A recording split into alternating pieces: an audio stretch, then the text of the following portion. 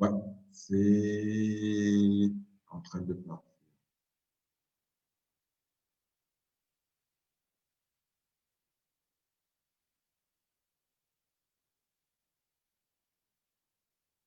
Ok, normalement, on y est. Normalement, on y est.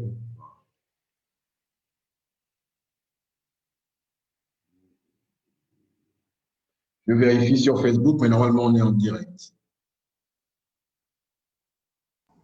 Oui, on y est, c'est bon. D'accord.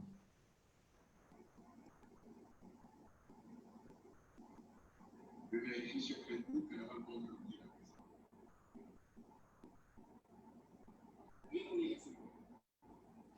Le lien. On y est. 2 secondes parce que on est en train de se connecter, donc je trouve la page.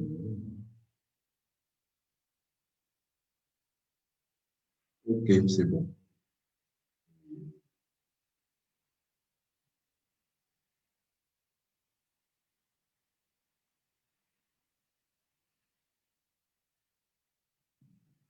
Bon, bonsoir à toutes et tous. Merci d'être avec nous en direct ce soir. Je suis Jean-Gaspard Toutoumai du collectif Appel à Agir. Nous allons donc avoir un direct avec vous. Nous avons un invité spécial ce soir, c'est Freddy Mendom qui sera en direct avec nous. Nous avons utilisé l'application Zoom pour le direct de ce soir. Sont présents comme membres du collectif Marc Ona, Franck Jimbi, Edgar Ovono et bien sûr Elsa. Donc, je vais laisser tour à tour la parole aux uns et aux autres, en commençant par Franck, pour nous introduire la soirée. Et je me chargerai de prendre donc les interventions des uns et des autres sur Facebook pour les faire partager à nos amis qui seront en ligne avec nous. D'ores et déjà, je vous souhaite une bonne soirée. Nous essaierons de tenir le délai d'1 heure d'émission parce que nous pensons que c'est un temps raisonnable. Et au-delà, ça pourrait commencer à épuiser et les unités et le temps des uns et des autres. Bonne soirée aux uns et aux autres. Merci.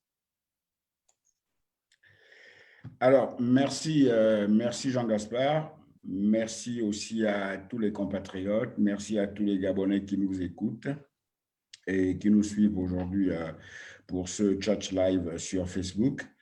Alors, comment va le Gabon? Comment vont les Gabonais? C'est une question que nous nous posons.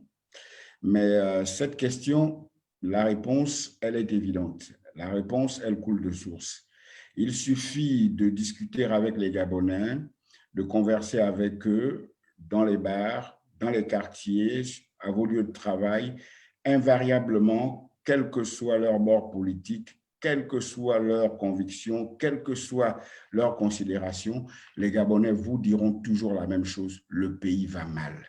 Les Gabonais sont convaincus que leur pays va mal. Les Gabonais, au quotidien, expriment leurs craintes, leur peur pour l'avenir. Ils expriment leurs doutes. Pourquoi ils expriment leurs craintes, leurs peurs, leurs doutes? Pourquoi est-ce que les Gabonais disent que le pays va mal? Simplement parce que non seulement le pays est très mal géré, non seulement la gouvernance est hasardeuse et chaotique, mais en plus, les Gabonais sont convaincus qu'il n'y a personne. Il n'y a pas de pilote à bord de l'avion Gabon. Il n'y a pas de pilote à la barre du bateau Gabon.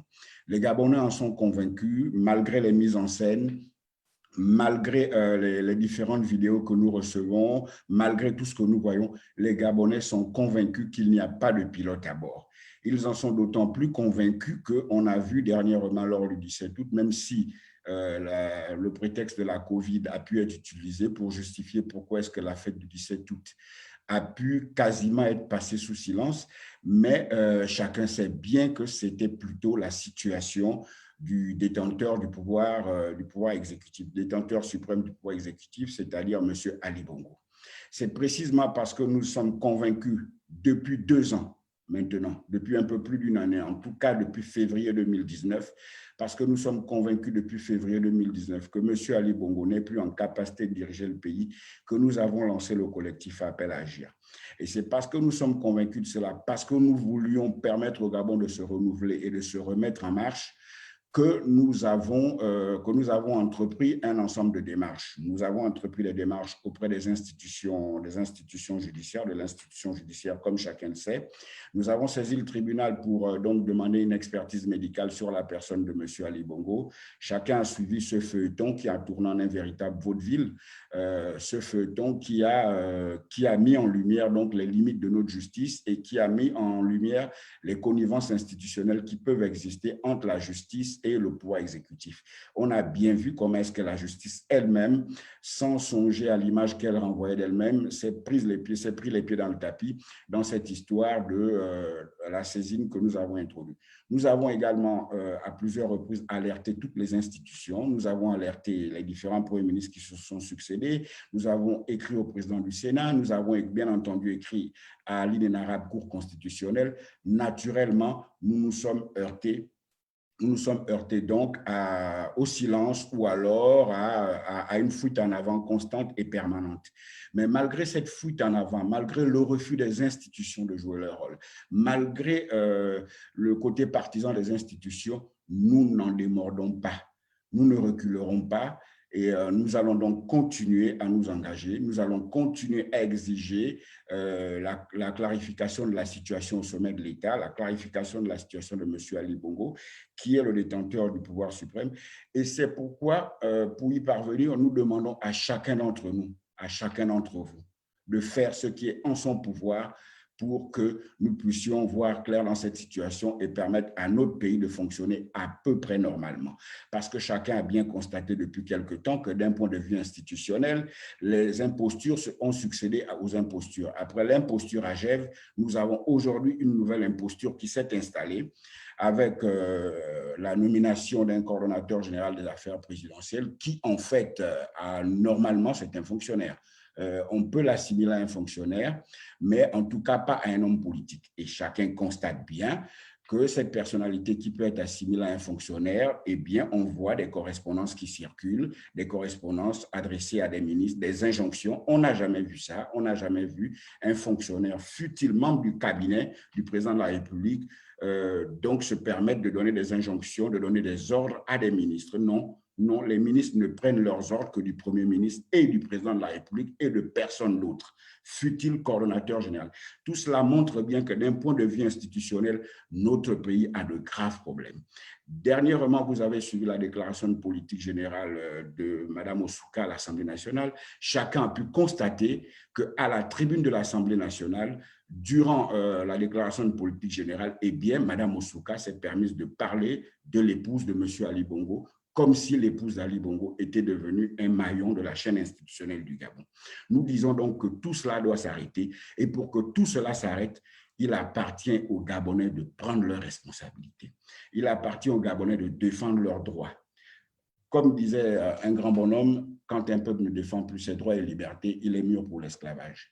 Je refuse de croire que le peuple gabonais est mûr pour l'esclavage. Je refuse de l'accepter et je pense que les Gabonais doivent donc pouvoir défendre leurs droits civils et politiques. Ils doivent défendre la liberté de conscience, la liberté de réunion, la liberté d'association, la liberté de circuler.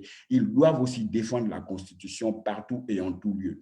Oui, j'entends certains qui nous diront déjà, mais les institutions ont déjà fait la preuve de leur partialité.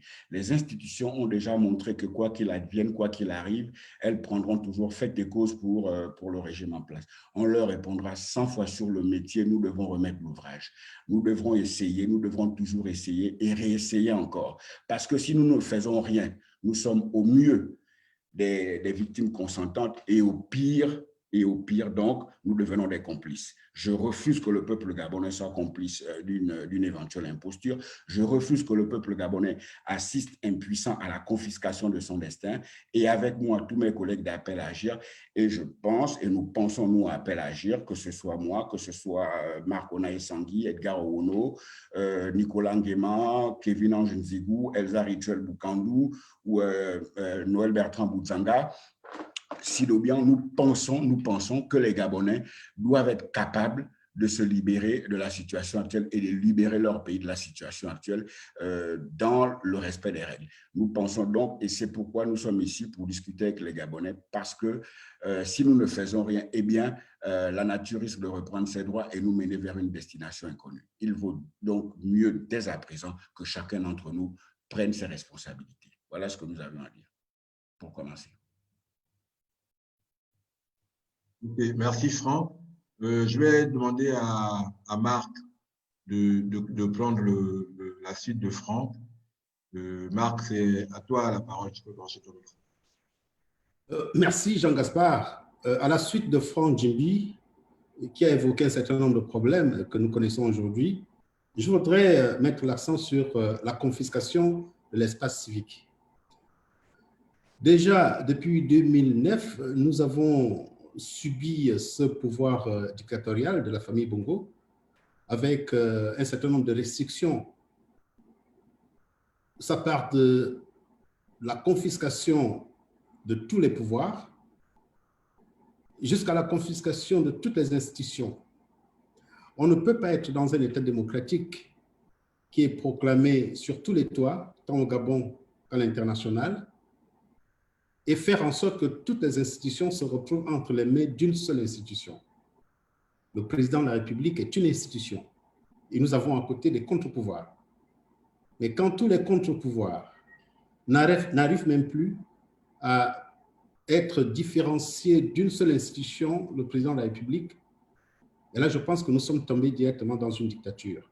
Et dans une dictature, les citoyens ont le droit de prendre leurs responsabilités.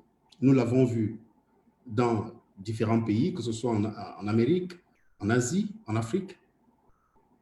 Mais nous sommes convaincus, moi je suis convaincu, contrairement à ce qui se dit, que le peuple gabonais est un peuple souverain.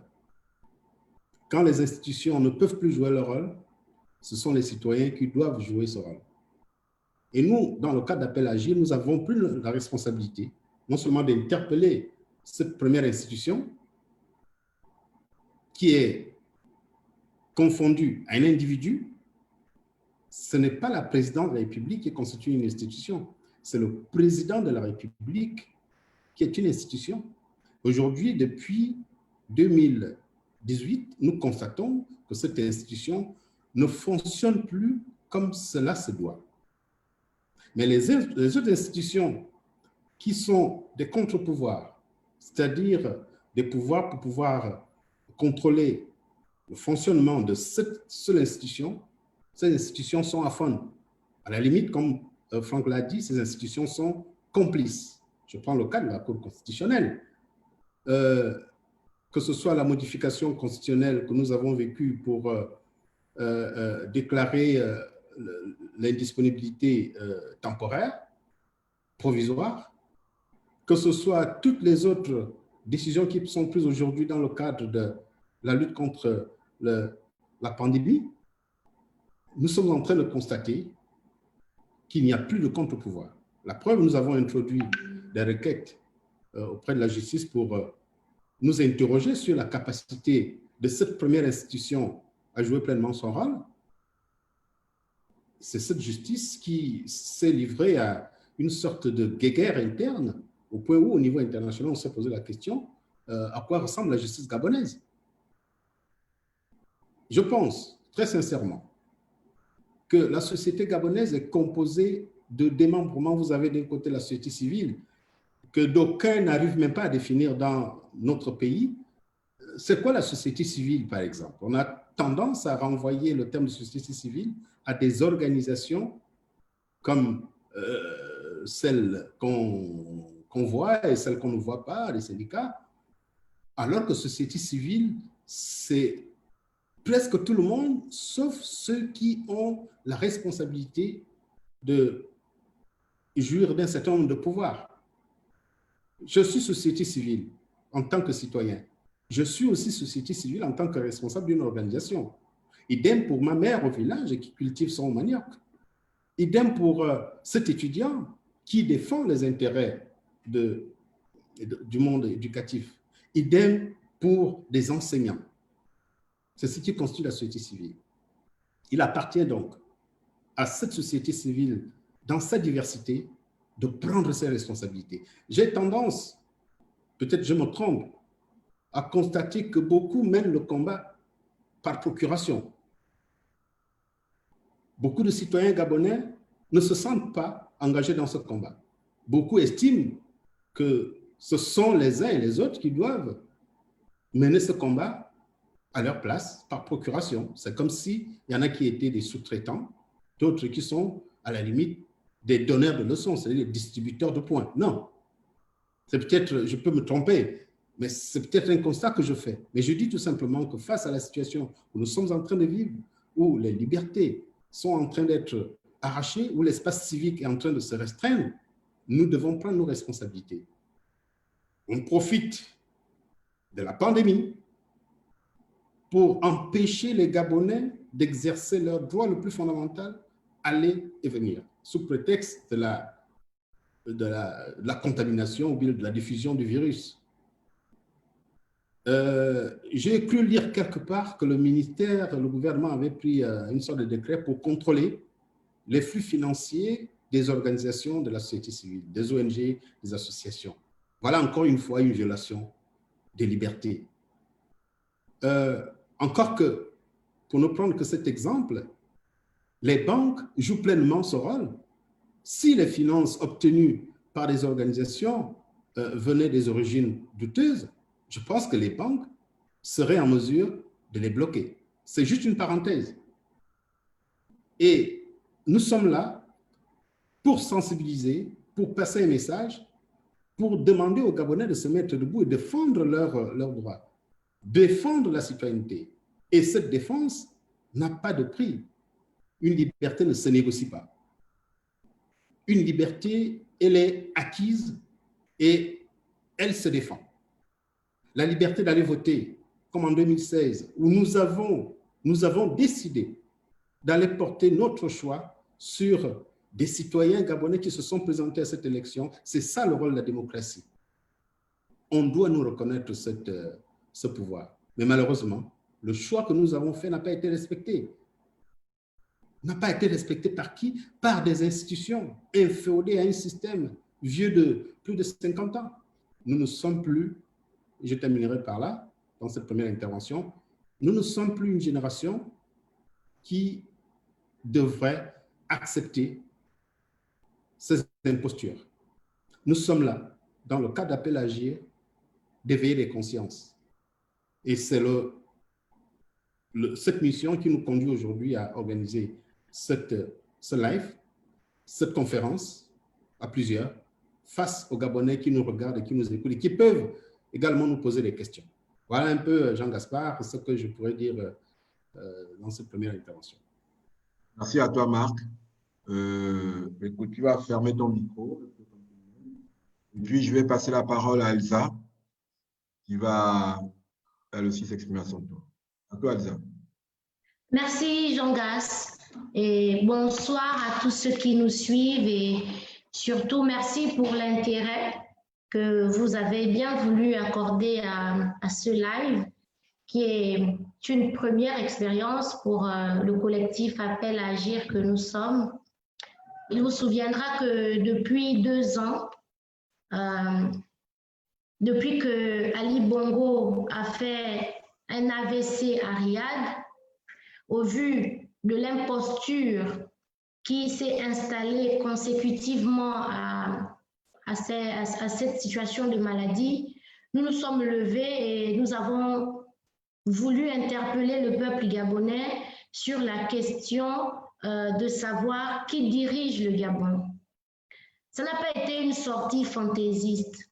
Ce n'était pas pour se faire un nom sur la scène politique.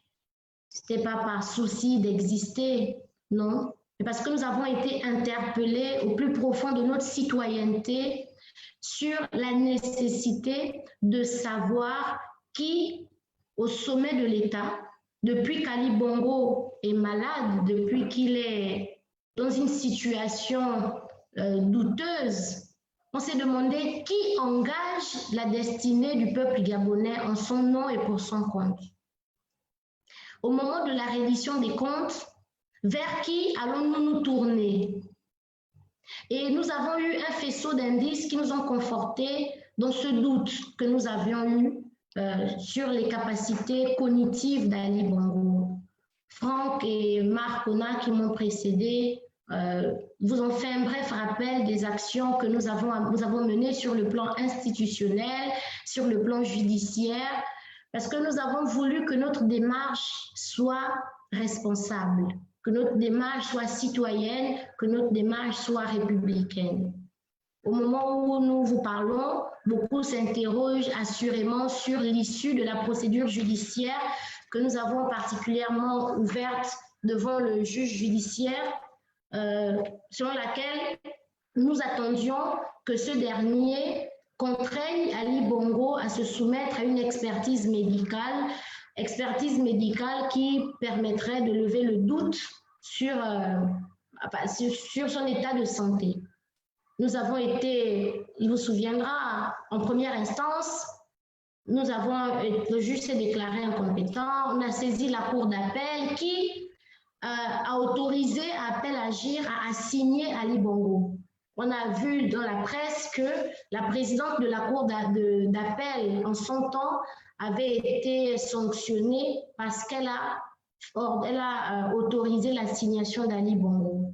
Sur le plan judiciaire, c'est quelque chose qu'il faut dénoncer parce qu'on a vu les avocats d'Ali Bongo aller en cassation pour attaquer un acte d'administration de la justice.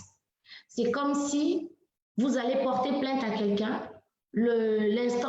l'autorité devant laquelle vous portez plainte vous autorise à faire venir devant elle votre adversaire et ce dernier va faire appel de la convocation. Vraiment, il faut être au Gabon pour voir ça. Et on est allé devant la Cour de cassation. La Cour de cassation a eu le courage de prendre une décision dans laquelle elle dit, la Cour de cassation, au nom du peuple gabonais, casse et annule l'ordonnance querellée dans toutes ses dispositions. Waouh, quel choc! J'aurais aimé que vous soyez là pour voir l'attitude ou la tête que notre avocat a faite ce jour-là.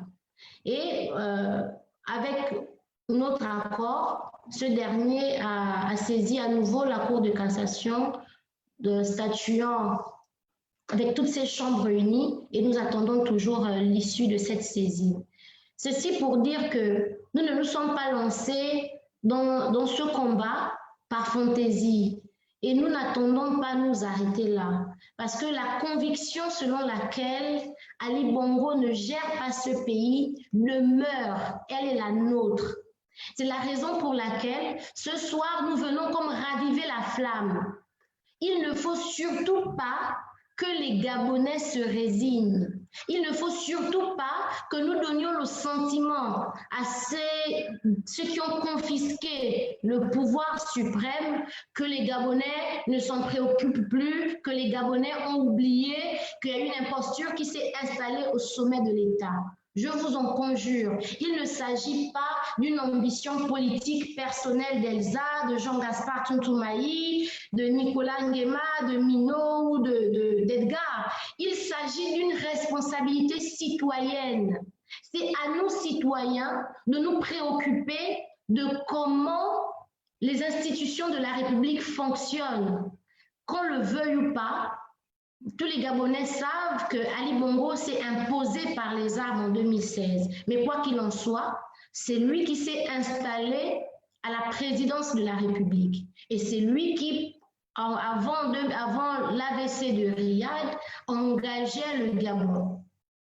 Aujourd'hui, on ne sait plus qui engage le Gabon et on ne doit pas se dire « Ah, on va encore faire comment ?» Il y a des questions pour lesquelles on ne doit pas se permettre de dire « On va encore faire comment ?» Parce que les conséquences de ces situations ont des impacts aujourd'hui et pour l'avenir.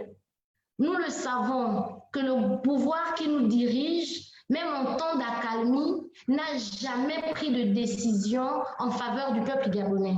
Donc, ce n'est pas maintenant, en cette situation d'imposture criarde, que les décisions qui vont sortir de là vont être au profit du Gabon. Non, et nous ne devons pas l'accepter. Nous ne devons pas l'accepter, c'est la raison pour laquelle nous ne nous lasserons jamais, nous les 10 qui avons voulu porter ce fardeau, de vous interpeller, de rappeler à notre conscience que, attention, au-delà de toutes les mascarades qui se font, aujourd'hui, ils font du coronavirus un prétexte pour la dictature. N'oublions pas l'essentiel. Jusqu'à aujourd'hui, on ne sait pas qui, depuis le 24 octobre 2018, si mes souvenirs sont bons, qui dirige le Gabon. Tout ce que nous avons demandé pour pouvoir lever le doute ne nous a pas été donné. Et cette attitude venant des gens d'en face me conforte, moi, d'abord personnellement, que connaissant ces gens, orgueilleux comme ils sont, si nous avions tort, ils nous auraient brandi les preuves. Aujourd'hui, ils seraient en train de nous poursuivre en justice pour diffamation, pour tout, mais ils ne peuvent pas. Pourquoi? Parce qu'ils savent qu'on a raison. Et si aujourd'hui, ils continuent de faire ce qu'ils font, c'est peut-être parce que nous ne sommes que 10 à revendiquer cela. C'est peut-être parce qu'on donne le sentiment que parce qu'appel à agir ne fait plus de causerie à cause du coronavirus, que parce qu'appel à agir ne pose plus la question qui dirige le Gabon, que les Gabonais ont oublié. N'oublions surtout pas. Et il faut qu'on le rappelle tous les jours. Il faut qu'on martèle cela. Oui, nouveau ministre, nouveau Premier ministre, c'est bien. Déclaration de politique générale, même si ça n'a aucun contenu, c'est bien. Mais nous, les Gabonais, on veut savoir qui dirige le Gabon. C'est Franck Njimbi qui a coutume de le dire. Depuis 2 ans, Ali Bongo est une image télévisuelle. Les rendez-vous républicains sont devenus des rendez-vous télévisuels. Le président de la République, on ne le voit qu'à travers un écran. On ne l'entend qu'à travers des vidéos montées. Il n'y a plus de direct, il n'y a plus d'interaction avec Ali Bongo. Et tout ceci nous conforte dans l'idée selon laquelle ce n'est pas Ali Bongo qui est aux commandes de notre pays. Et en tant que citoyen, c'est un devoir de ramener le débat au goût du jour, sur la table, et de dire, OK, mesures relatives à la relance de l'économie, c'est bien. Mesures relatives à la prochaine rentrée des classes, c'est bien. Mais qui dirige le Gabon? Qui dirige le Gabon? C'est la question qui est la nôtre. Donc, toutes les fois que l'occasion me sera donnée, c'est un sujet pour lequel je ne ménagerai aucun effort.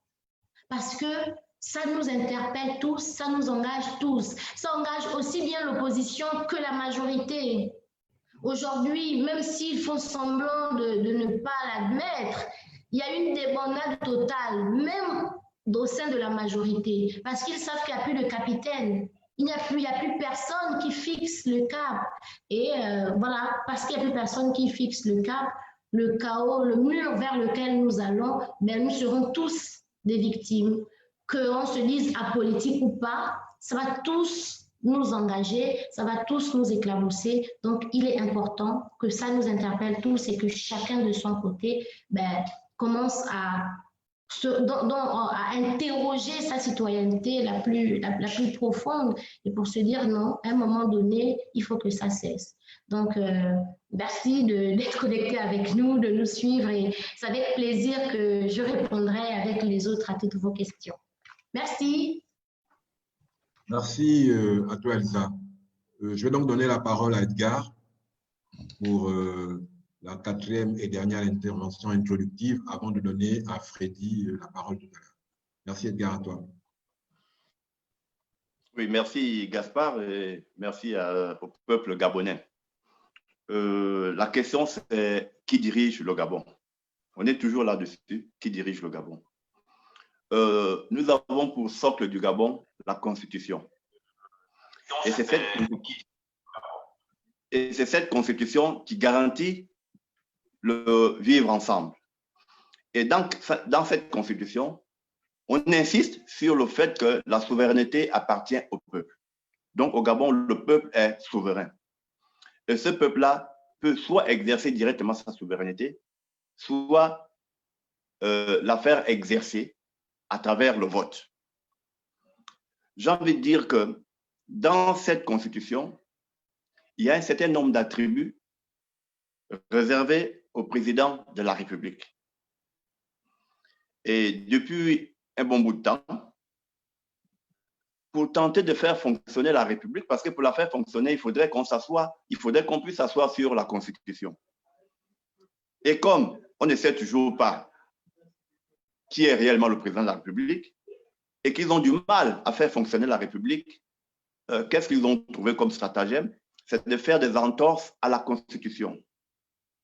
Depuis le début, il y a déjà la Cour constitutionnelle qui s'auto-permet de modifier la Constitution.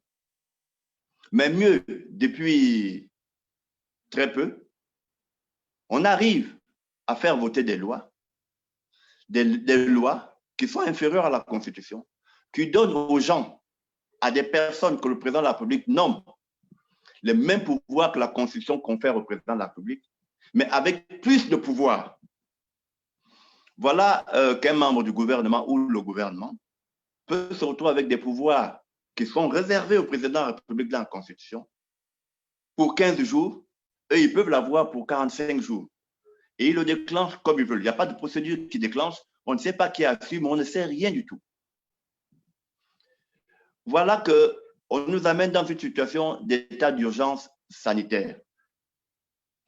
Mais quand on est en crise sanitaire, les articles sur lesquels on s'est appuyé pour mettre en place la loi sur l'état d'urgence sanitaire, ce sont des dispositions constitutionnelles faisant état de l'organisation de la santé.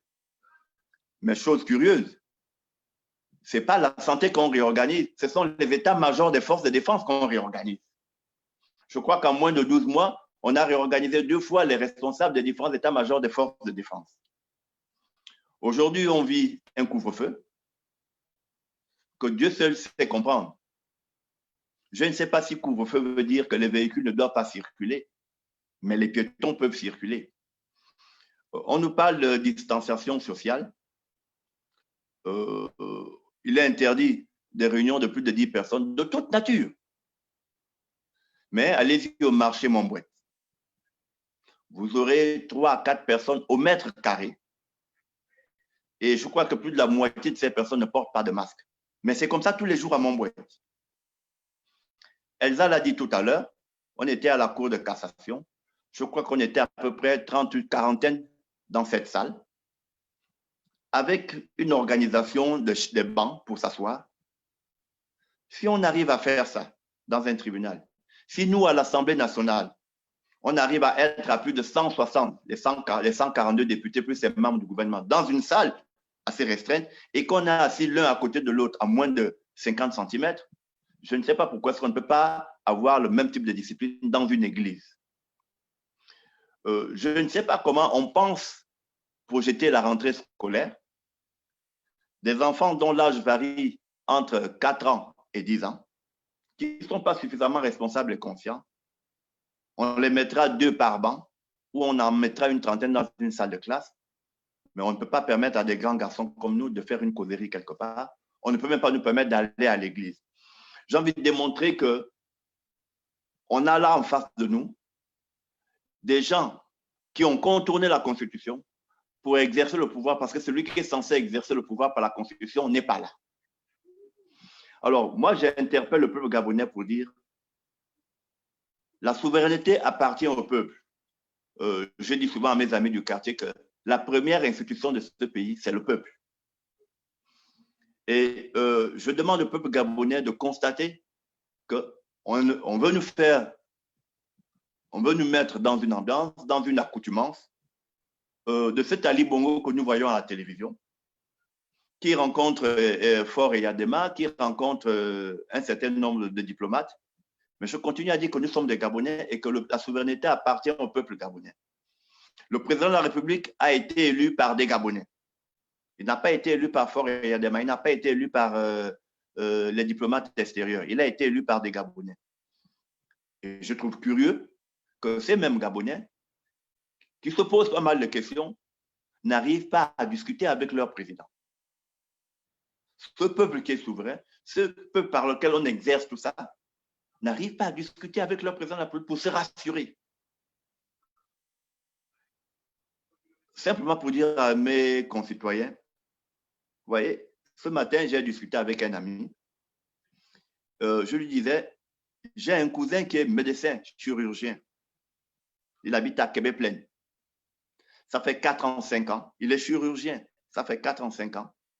Il n'a pas d'eau. Quand il rentre d'une opération le soir, il vient chercher de l'eau chez moi où il attend quand on vient livrer de l'eau. Dans un coin vers Bellevue, on installe une borne. Tout le monde dit merci.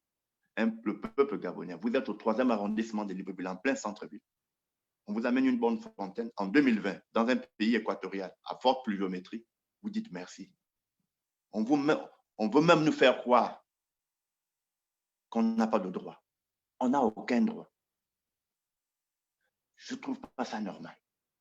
Quand vous êtes chirurgien, ça veut dire que vous avez fait entre 9 et 10 années d'études après le bac.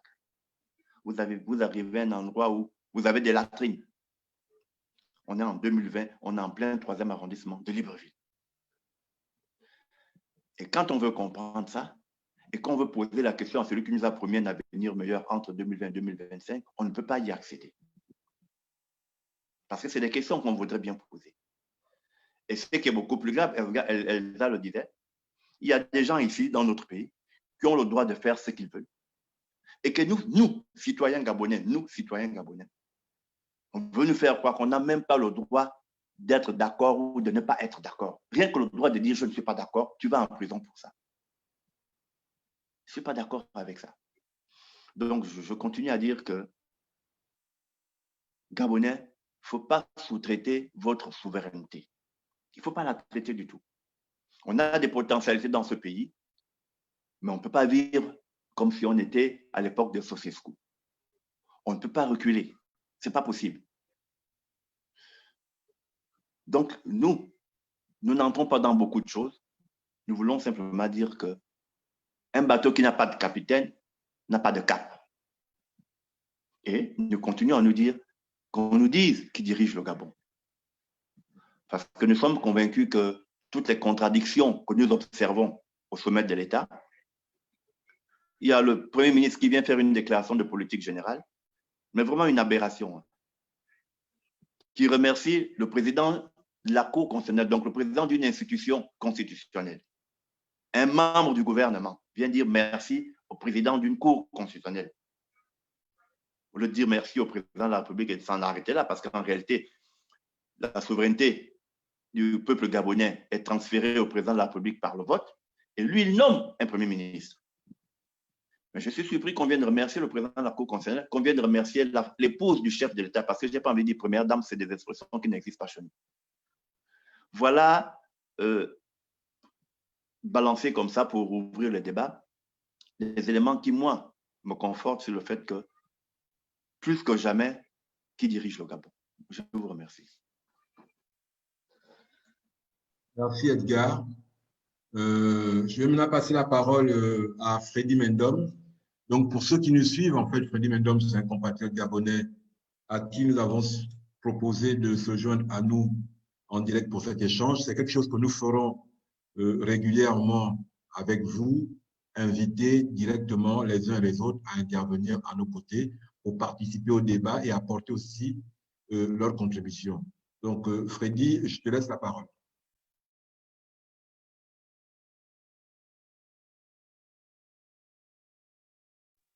Ton micro, Freddy, s'il te plaît.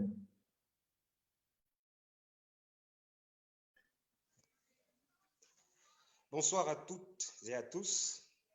Tout d'abord, je tiens à vous remercier de l'honneur qui m'est fait ici, de faire partie de ces éminentes personnes ô combien légalistes qui se sont armées d'un courage incommensurable pour braver les tours de Pise et autres institutions entre griffes inféodées au pouvoir en place. Or, de ce faisant, je dirais ceci, afin que nul n'en prétexte ignorance, bien sûr, le président de la République est le chef de l'État. Il veille au respect de la Constitution, il assure par son arbitrage le fonctionnement des pouvoirs publics, ainsi que la continuité de l'État. Vous voyez cet article, C'est l'article 8 de la Constitution dans son alinéa 1er. Cet article résume à lui seul l'intensité, la débauche des pouvoirs que la Constitution confère à l'institution qu'est le président de la République. Parce qu'en petite parenthèse comme ça, je trouve je trouve les entités, hein, je vais utiliser l'expression les entités parce que pour moi, ils ne sont pas humains. Ce sont des entités extraordinaires qui n'ont pas pu faire la distinction entre la personne, l'individu qui incarne l'institution qu'est le président de la République. On peut bien cacher la maladie de X ou Y. On peut bien occulter l'état de santé d'un fonctionnaire parce que cela relève du secret familial, par exemple. Mais le faire avec la personne institution, c'est vraiment extraordinaire, c'est du jamais vu. Et je vous assure qu'on ne verra plus rien comme ça sur cette terre. Donc, à l'effet de cet article, qui résume à lui seul l'étendue, l'intensité des pouvoirs du président de la République, vous verrez que depuis le 24 octobre, il y a un vide. Il y a un vide. Ce qui faisait que la personne qui comblait l'institution, la personne institution, je ne vais pas toucher la personne individu, on sait ce qu'il est arrivé. La personne institution qui était encadrée, dont les pouvoirs et les prérogatives étaient encadrés par l'article, par cette disposition 8 de la Constitution, a totalement disparu. L'institution a disparu. Bon, on veut un peu amalgamer en disant qu'il est là, il a reçu son homologue, il a fait une petite vidéo, Snapchat, ce genre de choses. Mais ils ignorent que nous, en tant que légalistes, lorsqu'on se pose la question de savoir qui dirige ce pays, nous ne cherchons pas la personne, nous ne cherchons pas l'individu, nous cherchons l'institution. Mais l'institution n'est pas là, d'où le vide institutionnel. L'institution chargée de veiller au respect de la Constitution, de par son arbitrage, d'assurer le fonctionnement des pouvoirs publics n'est plus là. On se retrouve avec pour conséquence immédiate un Premier ministre qui vient tisser des louanges devant le peuple à une dame, à un individu que la Constitution ne reconnaît même pas, à un individu que la Constitution ne reconnaîtra jamais. Une institution parce que je ne sais pas si l'institution de Premier ministre a souvenance qu'elle est une institution. Une institution ne remercie pas une autre institution. Lorsque nous sommes dans le respect de la séparation des pouvoirs. Et ce vide juridique qui s'est installé depuis près de 3 ans a eu des conséquences que on n'a pas besoin d'être bandit ou avoir bac plus 12 ou être apprenti franc-maçon pour comprendre ce qui se passe. Voici les conséquences.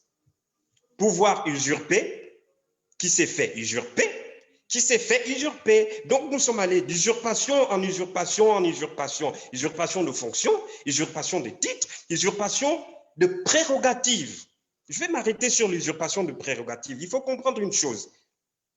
Chacune des institutions a à son niveau usurpé les fonctions et les prérogatives de l'institution qu'est le président de la République. Je vais commencer par la très sinistre Cour constitutionnelle.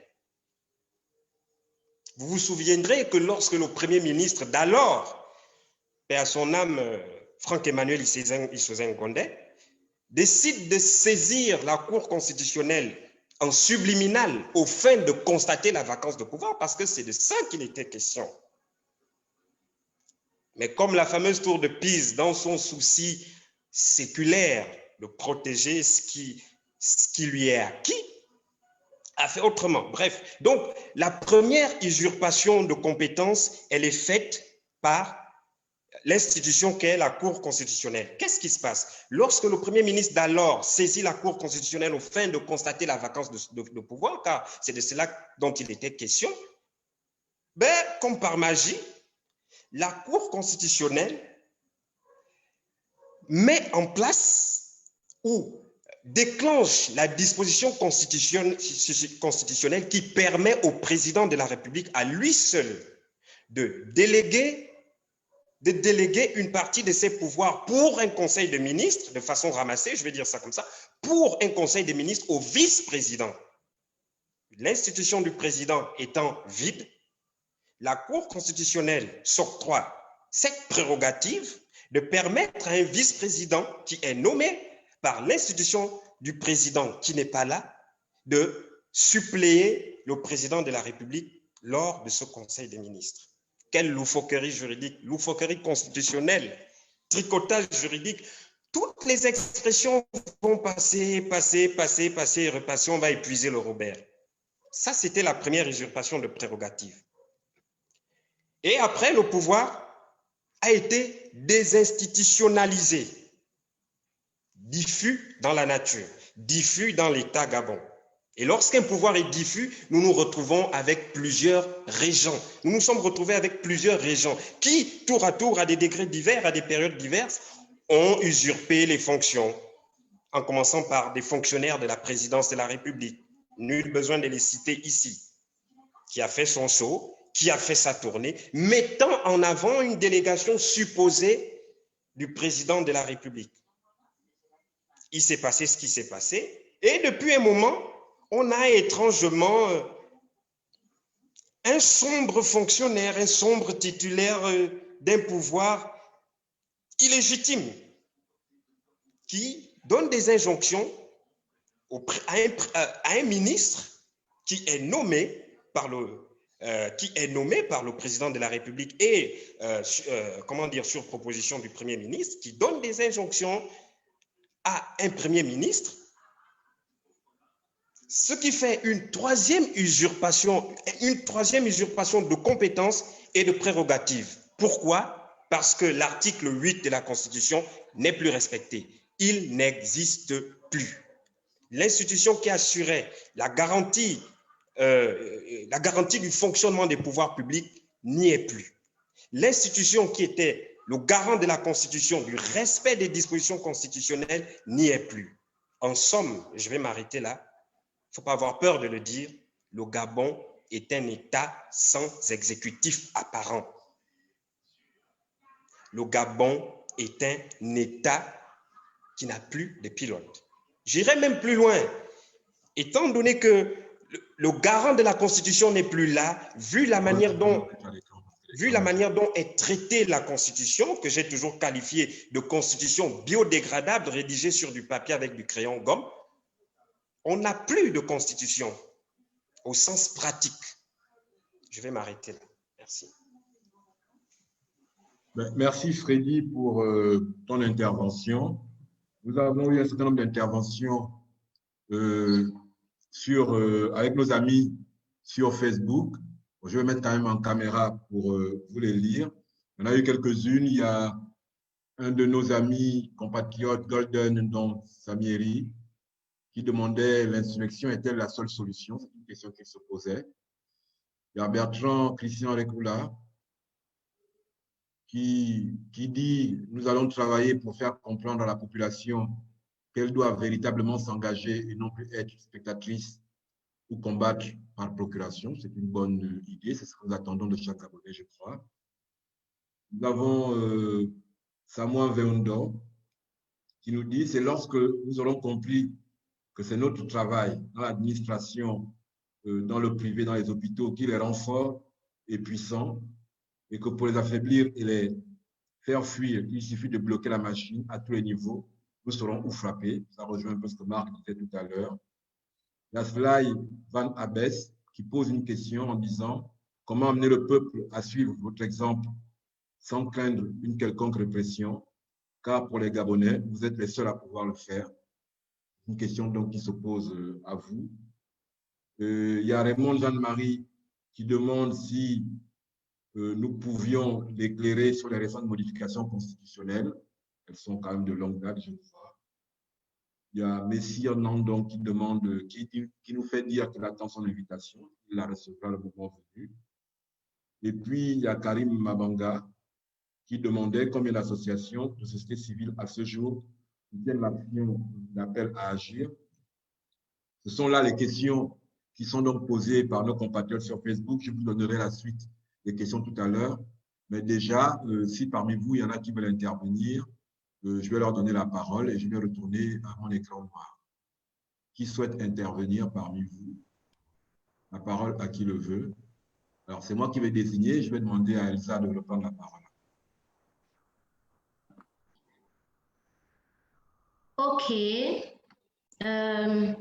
Merci à toi, Jean-Gas, et merci à toutes ces personnes qui, par leurs réactions, par leurs questions, par leurs commentaires, montrent de l'intérêt à ce que nous faisons. Et au fond, c'est ça, appel à agir. Appel à agir, c'est inviter les Gabonais au sursaut républicain. C'est inviter les Gabonais à s'intéresser à la question de savoir qui dirige le Gabon. C'est emmener les Gabonais à, au-delà de la réponse, envisager des solutions pour sortir de cette situation d'imposture. C'est Marc Ona qui n'a de cesse de le répéter, que les Gabonais qui nous écoutent ne fassent pas d'appel à agir les sous-traitants de leur indignation. Que les Gabonais qui nous écoutent ne fassent pas d'Elsa, de Franck, d'Edgar, de Freddy qui nous rejoint ce soir et de tous les autres qui font le collectif Appel à agir, les dépositaires de la solution ultime pour non seulement répondre à la question de savoir qui dirige le Gabon, mais comment faire pour que cette imposture cesse. Le salut viendra des efforts conjugués de toutes les forces vives de la nation. Et en le disant ainsi, ça me permet de répondre à la question de savoir quels sont les mouvements ou associations ou les groupes de société civile qui soutiennent l'action d'appel à agir. Lorsque nous lancions ce mouvement, et nous l'avons salué, Dynamique Unitaire a fait une déclaration, une conférence de presse, lors de laquelle les syndicats réunis autour de la Dynamique Unitaire disaient clairement qu'ils soutenaient l'action d'appel à agir, et à cette époque, ils avaient préconisé d'aller rencontrer le chef de l'État pour toucher du doigt. Ils avaient dit, OK, tout le monde demande qui dirige le Gabon. En face, c'était Julien Kogué-Bekale, Premier ministre à l'époque. Nous avait dit, oui, il va bien. Je me souviens, un 23 mars, ils ont fait venir revenir Ali Bongo et ils nous l'ont brandi comme ça à l'aéroport en disant, oui, ils ne sont que 10 et nous sommes des milliers ici. Dynamique Unitaire a dit, OK, c'est très bien qu'ils soient revenus. Nous, on souhaite qu'ils nous reçoivent pour qu'on touche du doigt, qu'on fasse Saint-Thomas. Vous dites qu'il va bien et qu'il dispose de toutes ses capacités cognitives. Nous voulons une audience avec Ali Bongo.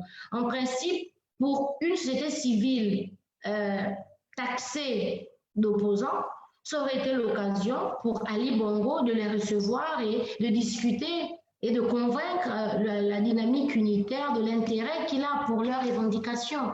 Mais il ne l'a pas fait. Donc, et Dynamique Unitaire est ressortie de là, confortant l'idée selon laquelle ce n'est pas Ali Bongo qui dirige le Gabon. Quant à Messire qui attend son invitation, OK, nous prenons bonne note et nous nous organiserons avec les autres pour voir comment faire participer d'autres citoyens gabonais pour qui la question de qui dirige le Gabon a de l'intérêt. Merci à M. Rekula qui a dit qu'il fera tout ce qu'il pourra pour emmener les Gabonais dans nos différents quartiers à se poser la question et à se mobiliser autour de cette question fondamentale. Au fond, c'est ça la solution. C'est une prise de conscience citoyenne. C'est un engagement personnel et républicain qui nous emmènera à l'issue de cette imposture. Il ne s'agira pas d'une action menée seulement par nous, mais il s'agira d'une mobilisation de tous les Gabonais. Et nous l'avons toujours dit, nous l'avons démontré, nous avons démontré l'efficacité de cette façon de faire. c'est un engagement citoyen qui va nous emmener à la réponse de qui dirige le Gabon et qu'est-ce qu'on doit faire pour en sortir. Je vais terminer avant de passer la parole aux autres par une citation que j'affectionne. C'est Ange Kevin Digou qui l'avait dit: « Les petits renoncements, les grandes lâchetés préparent de grands naufrages. » Nous aspirons tous au changement. Nous voulons tous mettre fin au système Bongo PDG qui n'a que trop duré, mais ne limitons pas la lutte seulement aux enjeux électoraux. C'est à force de petits combats, à force de petits coups, que nous allons faire tomber ce système. Et aujourd'hui, la question de la vacance criarde du pouvoir au sommet de l'État devrait être notre priorité. C'est une question d'urgence démocratique qui est posée par la situation actuelle. Bon, je ne vais pas monopoliser la parole, je vais laisser aux autres aussi la possibilité de réagir. Merci.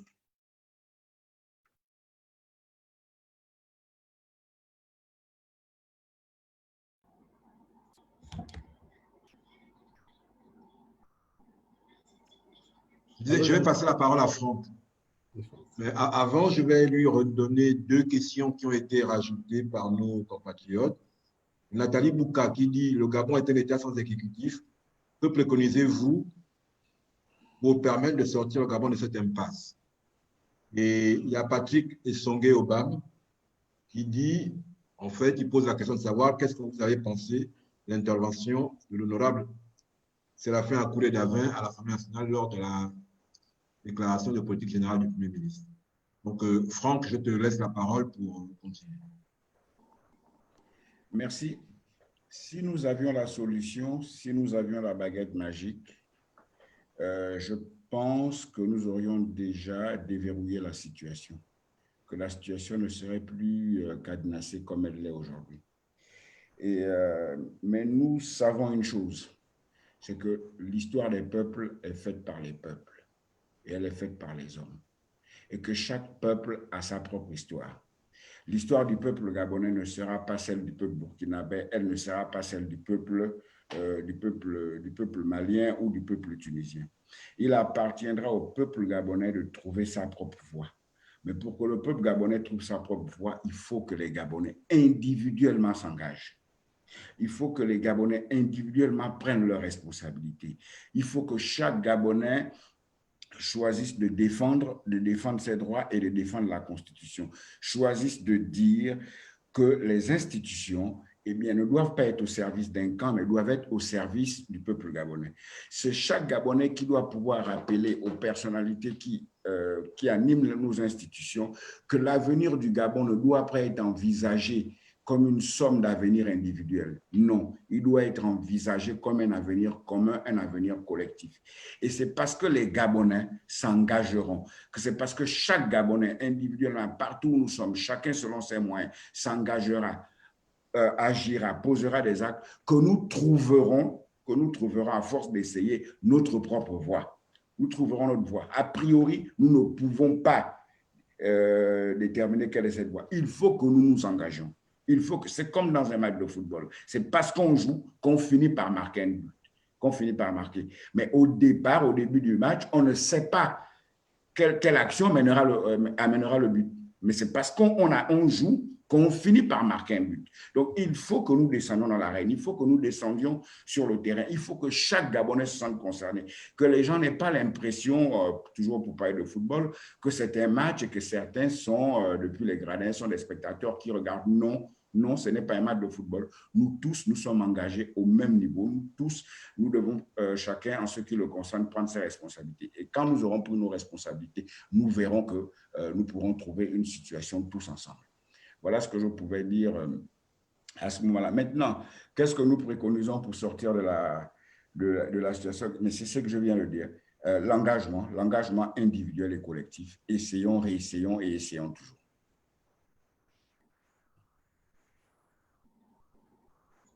Marc, ok, merci Franck. Je vais donner la parole à Marc qui va compléter le propos alors. Oui, merci Jean Gas.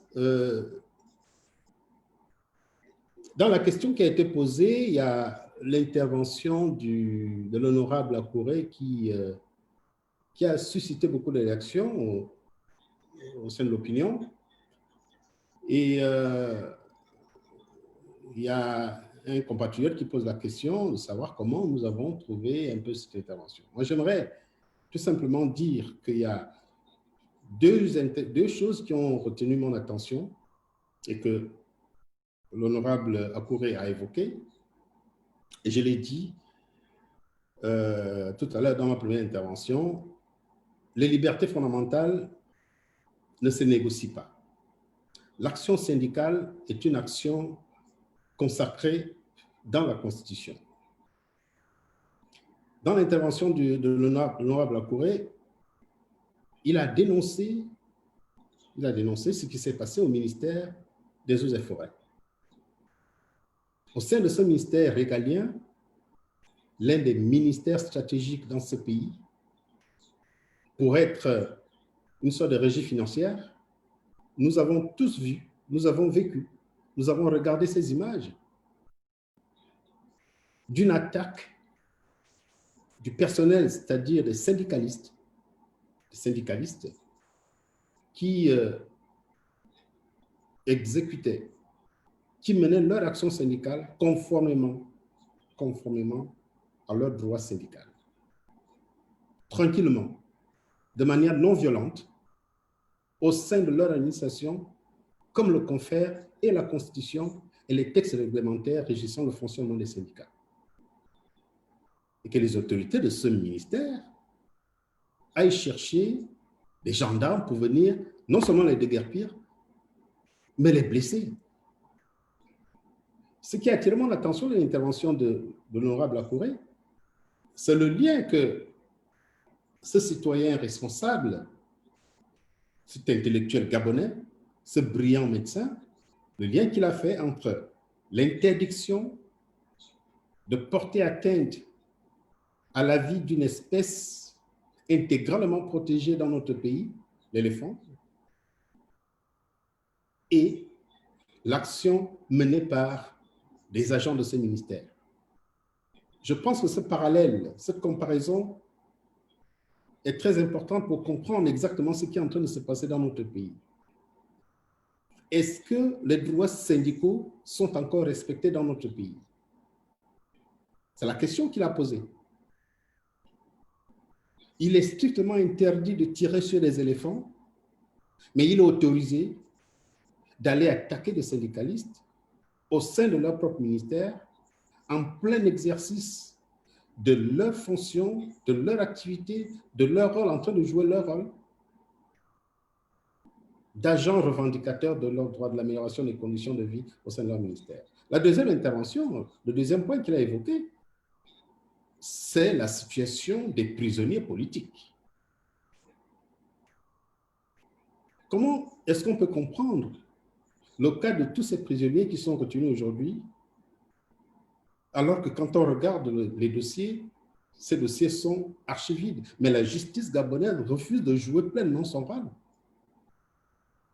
La justice gabonaise refuse de jouer son rôle. Je prends le cas de Bertrand Zibi. Les avocats de ce compatriote ont interjeté appel, mais ça fait 1 an, je crois, ça fait déjà 1 an que l'affaire n'a pas été enrôlée, n'a pas été appelée. Et pourtant, les avocats ont joué leur rôle. Et dans le code de procédure pénale, les délais sont clairement mentionnés. Mais ces délais sont dépassés.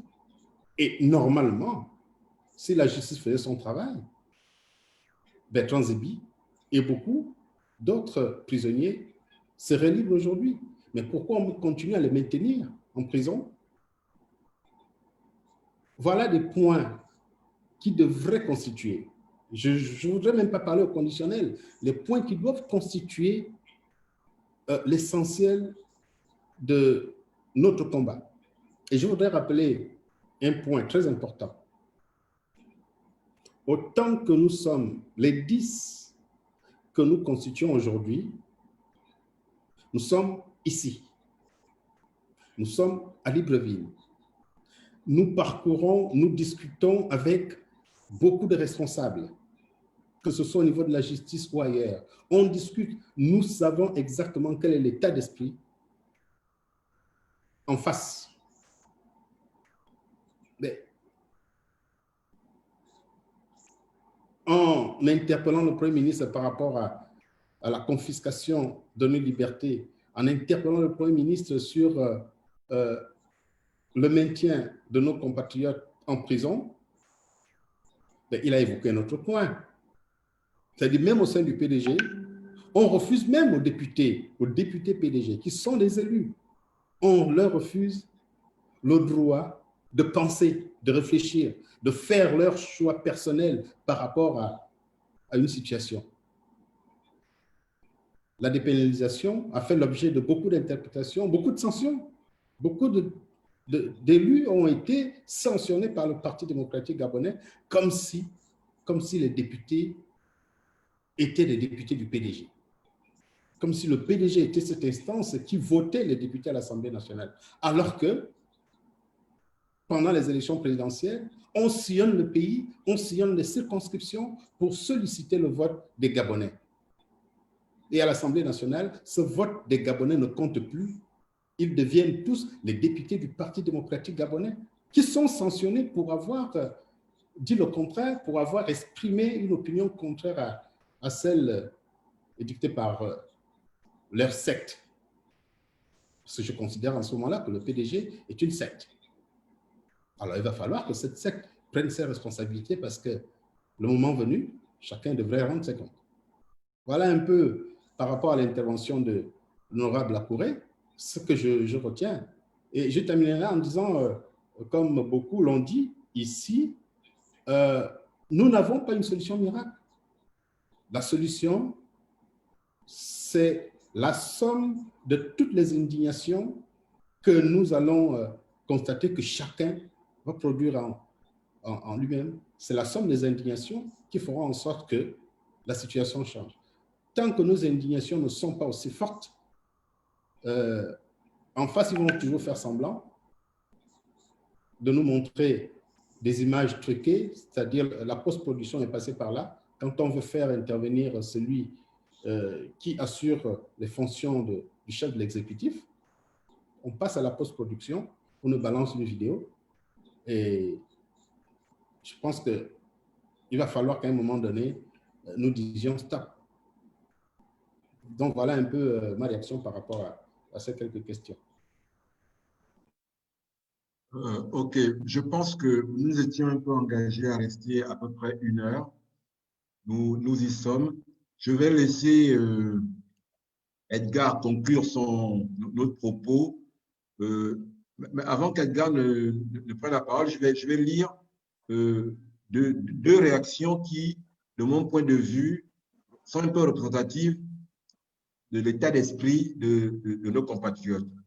Il y a un premier, c'est lui, Martin Don, qui dit « C'est déjà beaucoup ce que vous faites, mais mademoiselle Boucandou Elsa, un leader ne s'exprime pas comme tu viens de le faire.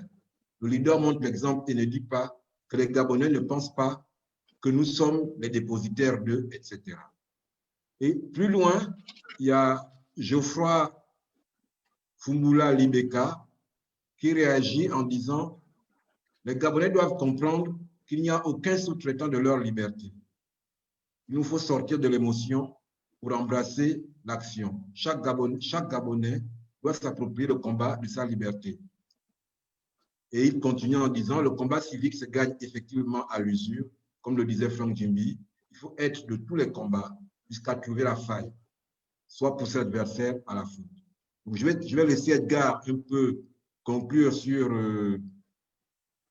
cette séance et sur ses réactions, en sachant que nous nous sommes engagés au niveau d'appel à agir, d'une part à nous retrouver avec les Gabonais tous les vendredis, tant qu'on aura le couvre-feu et qu'on ne pourra pas aller les voir dans leur quartier, tous les vendredis soirs à peu près à la même heure, et aussi à nous organiser, à inviter sur ce plateau virtuel des compatriotes qui viendraient à s'exprimer les uns à la suite des autres. Je suis très heureux que Freddy ait été le premier à être des nôtres. La semaine prochaine, nous aurons certainement 1 ou 2 autres compatriotes qui sont avec nous. Donc, je vais donner à Edgar la parole pour conclure un peu pour ce soir. À toi, Edgar. Oui, merci, Jean Gass. Je crois que je vais conclure par une réponse à Martin. Elsa n'a jamais dit qu'elle était leader. Appel à agir, le groupe des 10, on n'a jamais dit qu'on était des leaders. On a simplement dit que nous sommes des simples citoyens et que, comme on dit, on a une convergence de traumatismes, des mêmes traumatismes, et on essaye de voir nos compatriotes pour leur expliquer. On a beaucoup plus une démarche, on a beaucoup plus de frustrations, et on essaie de dire à nos compatriotes que si tous ensemble, nous pouvons comprendre le Gabon de la même manière, si tous ensemble, on peut avoir les mêmes intérêts pour le Gabon, je pense qu'on peut faire quelque chose pour le Gabon. On n'a jamais dit qu'on était des leaders, on n'a pas dit qu'on avait des solutions. Franck l'a dit. On est des Gabonais, on est touchés dans notre amour propre et on vient sur la place publique pour expliquer ça à nos compatriotes. Est-ce que vous voyez ce que nous voyons? Est-ce que vous sentez ce que nous sentons? Est-ce que vous entendez ce que nous entendons? C'est simplement ce qu'on essaye de faire. On n'est pas des donneurs de leçons, on est des simples citoyens. Et je continue à dire, je pense que c'est Rekula qui l'a dit, notre espoir, c'est que ce qu'on est en train de dire, ceux qui nous écoutent essaient de le réexpliquer à d'autres, question d'espérer une propagation géométrique de ce que nous tentons de faire. Marc l'a dit tout à l'heure, je vais vous montrer le niveau de gravité de la situation dans laquelle nous sommes. Des députés, des responsables élus par le peuple gabonais, qui est souverain. On demande à ces gens-là de libéraliser le choix des mœurs. On demande à des députés de libéraliser le choix des mœurs. Mais seulement, ils n'ont pas la liberté, eux, de voter. On demande à des Gabonais de préserver l'intégrité des éléphants. Ces mêmes Gabonais qui sont censés préserver l'intégrité des éléphants, la leur n'est pas préservée parce qu'on peut tirer sur eux. Voilà ce dans quoi nous sommes. On n'est pas de donneurs de leçons. Ce qui nous arrive, moi j'ai mon voisin aujourd'hui, qui a eu ce matin, qui a eu son enfant qui a fait un heureux palu. Il n'y avait rien de disponible à l'hôpital de Mélène. Le temps d'amener à l'hôpital militaire. Je lui ai dit, c'est comme ça qu'on paye notre part. J'ai discuté avec un ami tout à l'heure qui me dit depuis 3 mois, il n'a pas de salaire. Mais ce même ami, il y a cela 2 ans, me disait, Edgar, laisse tomber. Aujourd'hui, il me dit, mais Edgar, ce n'est pas sérieux. Je dis, c'est ça là que nous traitons depuis longtemps. Donc, j'ai envie de dire que, peuple gabonais, on n'est pas de donneurs de leçons. On n'a pas une solution miracle. Mais on est en train de dire que quelqu'un tout à l'heure a demandé à Marc, que pensez-vous de l'intervention de Davin? C'est quand même curieux que le Gabonais, il ne croit même pas à ce qu'il voit. Il croit beaucoup plus à ce qu'il entend. Mais Davin a dit ce que nous vivons tous les jours. Ça fait 10 ans que nous vivons ce que Davin dit. Je ne sais pas pourquoi un Gabonais veut qu'on le lui explique, alors qu'il le vit, il le voit. Donc, moi, j'ai dit appel à agir. Estime qu'un bateau qui n'a pas de capitaine est un bateau qui va vers un précipice. On est là comme des gens qui sont dans un bateau. Nous laissons aller à volo du courant, mais seulement, on a une nuit un peu plus fine. Et le bruit qu'on entend en arrière-fond, c'est le bruit d'une chute. Et on est en train de se dire, est-ce qu'on ne va pas vers un précipice? Après, on regarde le capitaine, mais on ne voit personne à la barre. C'est cette situation-là qui nous préoccupe. Et c'est dans cette situation que nous sommes de plus en plus. Donc, moi, j'ai dit aux compatriotes que nous sommes tous Gabonais, nous sommes tous dans ce bateau Gabon. Je n'ai aucune ambition de quelque nature que ce soit, mais j'estime que je suis à 7-8 ans de la retraite. Il faut que ma fille, qui fait de bonnes études, pour lesquelles j'ai mis de l'argent, j'aurais pu construire une maison et faire un investissement là-dessus, mais j'ai investi sur la formation. Pas pour qu'elle se retrouve en train d'aller vendre à mon boîte. Je pense que j'ai l'obligation et la responsabilité de régler ce problème-là. Et c'est ce que j'essaye de faire. Et c'est ce que j'espère demander, j'espère trouver la même attitude, les mêmes réactions vis-à-vis de mes compatriotes gabonais. Je vous assure que ce dans quoi nous sommes, ce vers quoi nous allons, ce serait dommage de le découvrir plus tard. Je crois qu'il faut le ressentir, il faut le pressentir et il faut agir.